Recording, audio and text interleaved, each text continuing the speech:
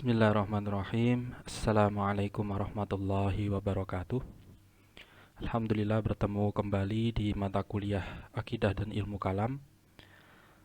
Kali ini kita akan membahas materi yang ketiga.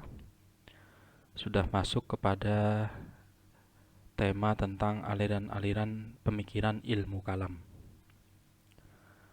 Yang pertama itu nanti pembahasannya adalah aliran Islam Khawarij. Jadi secara definitif ilmu kalam kita kupas atau feedback kembali ya. Kenapa sih ilmu kalam ini penting dipelajari, diketahui? Karena ilmu kalam adalah ilmu yang mempelajari tema ketuhanan atau akidah. Makanya mata kuliah ini namanya akidah dan ilmu kalam. Termasuk nanti yang kita bahas aliran-alirannya ini menyangkut dengan pemahaman akidah dari masing-masing aliran. Ilmu kalam merupakan ilmu yang membahas wujud Allah, sifat-sifatnya, kenabian, alam, dan hubungan Tuhan dengan makhluk-makhluknya. Nah, yang utamanya adalah hubungan Tuhan dengan makhluk-makhluknya ini. Dari tiap aliran, itu kenapa kok berbeda, kenapa kok punya pemahaman seperti ini. Nah, itu nanti akan dikupas satu persatu. Perbedaan pembahasan ini yang akhirnya memecah belah pemahaman. Nah, jadi pemahaman terhadap hubungan Tuhan dengan makhluknya itu ada perbedaan terkait pemahaman karena ini kan munculnya aliran-aliran dalam Islam ini setelah wafatnya Rasulullah, setelah di akhir masa Khalifah yang keempat Ali bin Abi Thalib. Jadi aliran awal dalam ilmu kalam itu yang muncul adalah aliran Khawarij. Aliran Khawarij. Apa latar belakangnya? Jadi aliran muncul Khawarij ini sebagai respon terhadap peristiwa tahkim. Tahkim itu persetujuan antara dua pihak yang berselisih untuk menerima keputusan. Siapa yang kedua pihak berselisih itu? Khalifah Ali bin Abi Thalib sama Muawiyah bin Abi Sufyan. Itu pada tahun 37 Hijriah. Itu. Nah, Khawarij ini juga asal katanya yaitu kharaja, yang artinya keluar. Jadi hasil kesepakatan antara Ali bin Abi Thalib dan Muawiyah, ada golongan Ali yang tidak setuju. Ya, tadinya semua ya ikut Ali karena khalifah terakhir kan. Cuman berselisih paham dengan Muawiyah, tambah lagi berselisih lagi dengan Khawarij. Jadi keluar ya tidak ikut Ali, ya tidak ikut Muawiyah. Namanya Khawarij. Jadi artinya orang-orang yang keluar dari barisan jamaah umat Islam, khususnya pendukung Ali dan Muawiyah dari kedua belah pihak. Karena ini akhirnya pecah menjadi tiga. Tadinya satu, ikut atau manut Khalifah Ali bin Abi Thalib. Kemudian pecah Muawiyah, pecah lagi jadi Khawarij. Kemudian sejarah pertumbuhan dan perkembangannya ini, itu tadi ya hasil tahkim ya. Hasil tahkim, Ali dipecat dari kekhalifahan. Menurut mereka, menurut Khawarij, sudah tidak sependapat lagi dengan Khalifah Ali dan Muawiyah. Dan Muawiyah diangkat menggantikan Ali sebagai khalifah. Peristiwa inilah yang membuat kelompok Ali terbagi menjadi tiga kelompok. Khawarij, Syiah, Murji'ah. Tuh. Khawarij berasal dari bahasa Arab tadi, kharaja. Ini yang keluar dari barisan Ali. Nah, ini tokoh sekte-sektenya Abdul Al-Karim bin Ajrad, Nafi' bin Al-Azraq bin Qais Al-Hanafi. Sekte-sektenya ada Al-Muhakkim, Al-Ajaridah, Al-Azzariqah, Al-Najadat, Al-Safariyah, Al-Ibadiyah. Nah, doktrin-doktrinnya apa saja ya ini ya, doktrin dan ajaran pokok yang tidak doktrin dan ajaran pokok yang tidak sepaham berarti dianggap murtad menurut Khawarij. entah itu perihal politik, teologi, ketuhanan, maupun sosial. Ini gagasan pokok dalam doktrin aliran Khawarij apa saja? Gagasan politik Khawarij adalah fanatisme keagamaan. Jadi fanatik keagamaan dari sisi letterleknya bagus. Maunya dia benar-benar mengadopsi segala sesuatunya dari Al-Quran. Jadi yang tidak sependapat dengan Al-Quran, entah itu di zaman apa misalnya ya, dengan perubahan zaman sampai sekarang pun misalnya, itu dianggap murtad, dianggap melanggar Al-Quran, melanggar hukum Allah, kafir. Dan ekstrimnya lagi, bahkan darahnya halal ditumpahkan, halal dibunuh gitu. Karena dianggap murtad, tidak manut sama Al-Quran. Nah, ini ekstrim ya Khawarij ini. Jadi landasannya, mengapa kalian berhukum kepada manusia? Tidak ada hukum selain hukum yang ada pada sisi Allah. Nah, termasuk pecahnya antara Ali dan Muawiyah itu juga atas dasar kesepakatan. Atas dasar kesepakatan kedua belah pihak yang dianggap tidak mengambil dari hukum Al-Quran. Kemudian gagasan pokok yang kedua, golongan Khawarij meyakini pemerintahan yang sah adalah sistem khilafah. Nah, karena setelah Ali bin Abi Thalib tidak ada kan khalifah kelima. Nah, ini meyakini setelah Ali Muawiyah kan gitu. Ini nanti lebih detailnya kan di sejarah peradaban Islam ya, mata kuliahnya. Jadi ya sampai sekarang pun yang demokrasi, yang kerajaan, yang apalagi namanya, yang perdana menteri itu ya murtad, dianggap murtad, bukan sistem khilafah. Jadi menurut Khawarij, gagasan pokok Khawarij ini ya yang diakui oleh Al-Quran itu adalah khilafah gitu. Dipimpin oleh imam atau khalifah yang dapat dipilih secara bebas oleh umat Islam. Jadi tidak harus keturunan kiai, tidak harus keturunan nabi, tidak harus, pokoknya bebas ya. Yang terpenting dia tidak melanggar perintah Allah. Jadi pemimpin Khawarij ini ya bisa seperti imam atau pemuka agama, plus juga menjadi pemuka pemerintahan atau pemimpin pemerintahan. Dan ini seumur hidup sampai pokoknya dia bersikap adil, dia bersikap baik, nah itu selamanya bisa menjadi pemimpin. Jika salah, maka dianggap murtad dan bisa dibunuh. Nah, sangat-sangat ekstrim kan. Misalnya, si A sama si B, dianggap si A yang mampu memimpin. Kemudian dijadikanlah pemimpin aliran Islam, pemimpin pemerintahan, pemimpin khilafah misalnya. Suatu saat yang namanya manusia kan, makanul khata' wa nisyan, tepatnya salah dan lupa. Bersikap salah dianggap murtad, langsung dibunuh. Nanti ganti lagi ya. Ini kan gimana ini tanggapan teman-teman mahasiswa? Makanya ini butuh kita ketahui, butuh kita pelajari. Ini adalah gagasan pokok Khawarij. Ketiga, orang yang berbuat dosa besar layak dianggap kafir, murtad, serta hubungan dengan Allah terputus. Jadi mereka bersikap fanatik dalam paham dan tidak segan-segan menggunakan kekerasan dan pembunuhan untuk mencapai tujuan mereka. Jadi fanatisme agama ya. Jadi ya agama itu seharusnya untuk menyebar kebaikan, rahmatan lil alamin, tapi menjadi momok bagi yang tidak sepemahaman dengan alirannya ini. Tidak bisa akhirnya kan. Oke. Nah, ini materi yang kedua ya. Langsung saja kita. Ini Murji'ah. Aliran Murji'ah. Jadi beberapa pakar mensinyalir bahwa gagasan irja' atau arja'ah yang merupakan basis doktrin Islam muncul pertama kali sebagai gerakan politik. Jadi aliran Murji'ah ini lebih cenderung ke politik.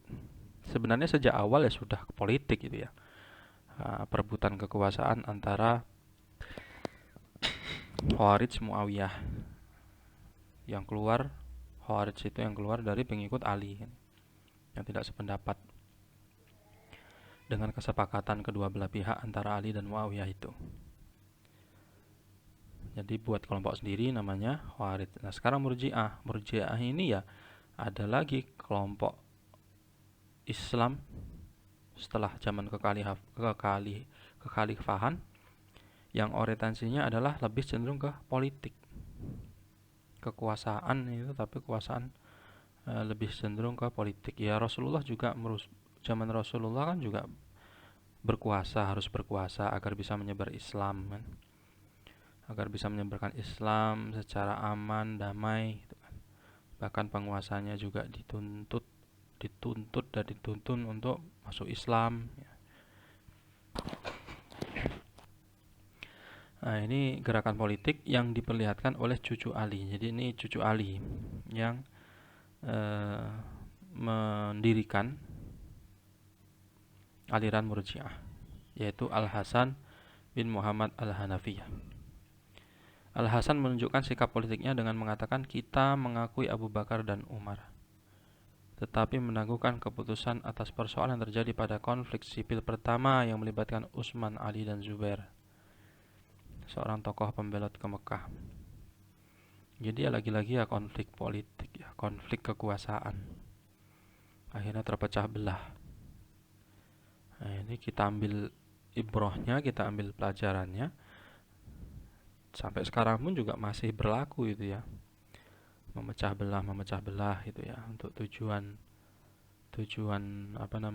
si musuh, atau mengutamakan ego sendiri-sendiri daripada ego kelompok Islamnya, atau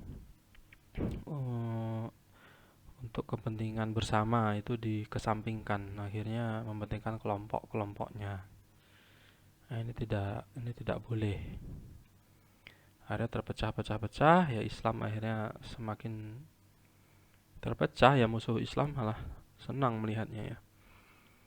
Al-Hasan mengelak berdampingan dengan kelompok Syiah revolusioner yang terlampau mengagungkan Ali dan para pengikutnya, serta menjauhkan diri dari Khawarij yang menolak mengakui kekhalifahan Muawiyah dengan alasan bahwa ia adalah keturunan si pendosa Utsman.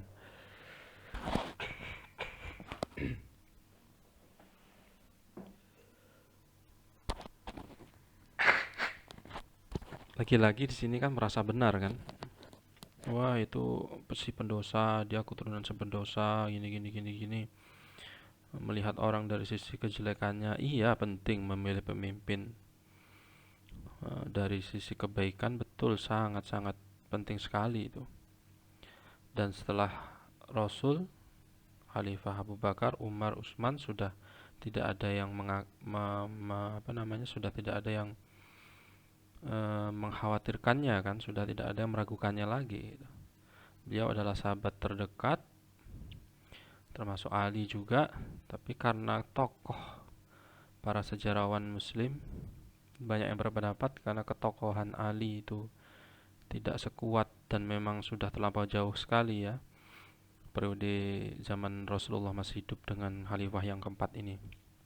Akhirnya ya muncul kepentingan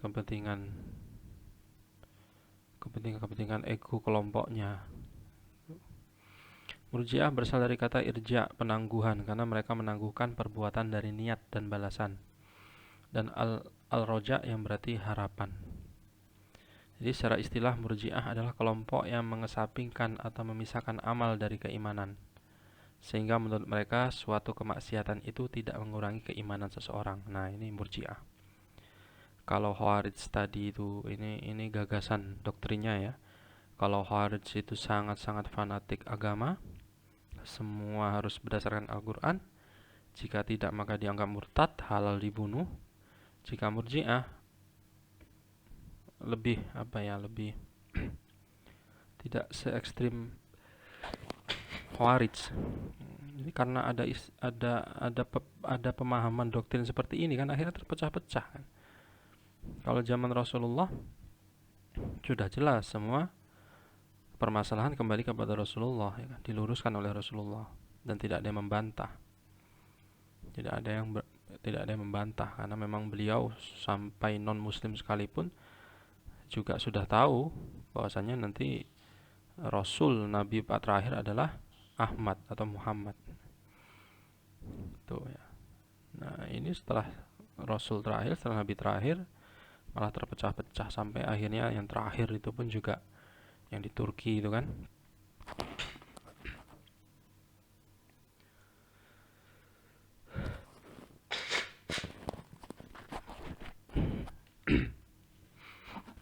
Itu. Jadi kalau yang Murji'ah ini ya keimanan dengan amal itu nggak ada kaitannya.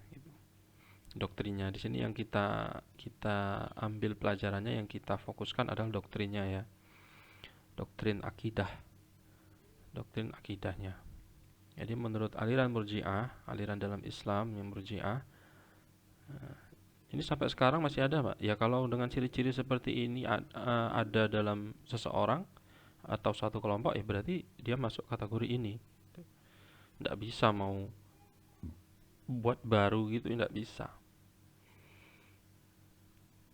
Sholat dengan bahasa Indonesia, misalnya kayak di Malang dulu ada, mau buat aliran baru selain yang sudah masyhur ini, nggak bisa. Mau buat mazhab baru dari yang selain empat imam, Imam Syafi'i, Hambali, Maliki, Hanafi, mau buat siapa, imam siapa misalnya, Imam Husan atau imam imam Imam Rozak misalnya, nggak bisa. Karena semuanya sudah tercangkup dari keempat mazhab mazhab dari sudah mencakup dari macam-macam aliran aliran Islam. Jadi keimanan, amal dan keimanan itu tidak ada kaitannya. Jadi misalnya seseorang yang beriman, seorang Islam, seorang Muslim melakukan maksiat, nah, ini belum tentu dia tidak beriman atau keimanannya masih ada dalam hatinya. Tuh. Jadi doktrin Murji'ah ini penangguhan keputusan terhadap Ali dan Muawiyah hingga Allah memutuskannya di akhirat kelak. Jadi ya ini ibaratnya yang apa ya, yang dari dari kelompok Ali bin Abi Thalib, kelompok Muawiyah, kemudian kelompok Khawarij, ada lagi kelompok Murji'ah ini. Yowes, aku ndak ikut-ikutan. Misalnya gitu ya. Si pimpinannya ini, Al Hasan bin Muhammad Al Hanafiyah ini, cucunya Ali, aku ndak ikut-ikutan. Ini setelah setelah setelah Khawarij tentunya ya, alirannya Khawarij, kemudian berdiri lagi yang tidak sepemahaman dengan Khawarij, lahirlah Murji'ah. Yes, aku ndak mau tahu, aku ndak ikut-ikutan. Entah Ali, entah Muawiyah, mana yang benar nanti kita lihat aja di akhirat besok kan gitu. Ibarat kalau kita ini kan misalnya saling tuduh gitu, ya sudah, ndak ada yang ngaku, nanti kita lihat aja nanti di akhirat gimana, atau bahkan di dunia nanti hidupnya dia gimana gitu misalnya. Itu ya. Kemudian menyerahkan keputusan kepada Allah atas orang muslim yang berdosa besar. Jadi lebih lebih seleh lah kalau Murji'ah ini. Sekabeh Gusti Allah ini. Semua Allah gitu. Ali belum tentu benar, Muawiyah belum tentu benar, Khawarij pun belum tentu benar.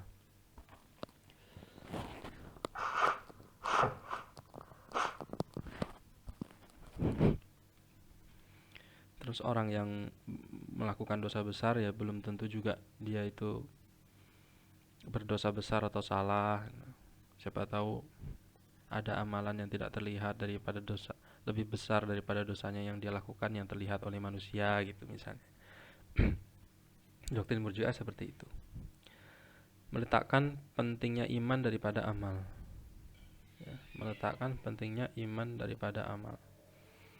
Memberikan pengharapan kepada muslim yang berdosa besar untuk memperoleh ampunan dan rahmat dari Allah. Lebih lebih apa namanya ini ya, lebih fleksibel, jadi nggak ekstrim, nggak radikal kalau Murji'ah ini. Tokoh-tokoh aliran Murji'ah: Hasan bin Muhammad bin Ali bin Abi Thalib, Abu Hanifah, Abu Yusuf, dan beberapa ahli hadis lainnya. Sekte-sekte Murji'ah nih. Jadi setiap kelompok itu ada kelompok-kelompok lagi, ada sekte gitu ya. Iya, Khawarij, ya Murji'ah gitu. Biasanya seperti itu, ada kelompok-kelompok kecil lagi gitu ya. Misalnya satu kelas saja ada ketua kelas, nanti kan ada geng-geng lagi di dalam kelasnya. Itu sudah apa ya, bisa dikatakan sudah takdir gitu ya. Jadi ada sekte-sekte berkelompok. Yang penting tidak buat kelompok baru atau aliran baru gitu aja lah. Tuh ya, itu pembahasan kali ini yang keempat dan kelima, Murji'ah, Khawarij dan Murji'ah. Silakan teman-teman mahasiswa yang ada yang ingin ditanyakan, silakan ditulis di kolom komentar Google Classroom. Kita akhiri dengan bacaan Tamil Hamdalah. Alhamdulillahirabbil alamin. Saya akhiri, wassalamualaikum warahmatullahi wabarakatuh.